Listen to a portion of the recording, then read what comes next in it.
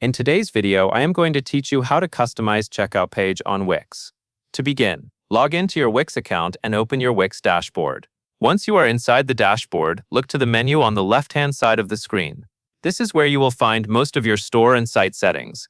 Click on Settings and then select Checkout. This area controls how your checkout experience appears to customers, so this is where you will make the changes. After the checkout section opens, find the Checkout Form module. This is the part of the checkout setup that lets you manage the fields customers see when they are placing an order. On that row, click Edit to open the form customization options. Inside the editor, you will see preset fields that Wix already includes in the checkout form. These may include options like phone number or company name. You can click on each individual field to decide how it should appear during checkout. For every field, you will usually have 3 choices.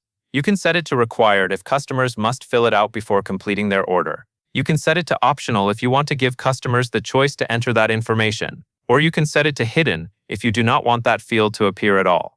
This gives you more control over how simple or detailed your checkout form feels. If the preset options are not enough for your business needs, you can also create a custom field. To do that, click on plus Create Field.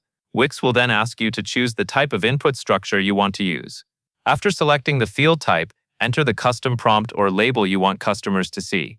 This is useful if you need to collect very specific information during checkout, but make sure your wording is clear so customers know exactly what to enter. Once you have adjusted the existing fields and added any custom ones you need, review everything carefully. This is a good time to make sure the form collects only the information that is necessary so the checkout process stays smooth and easy for customers. When you are done, click Save to apply your changes and lock those text fields in place. Your customized checkout form will then be ready for use on your Wix store. That covers everything you need to know.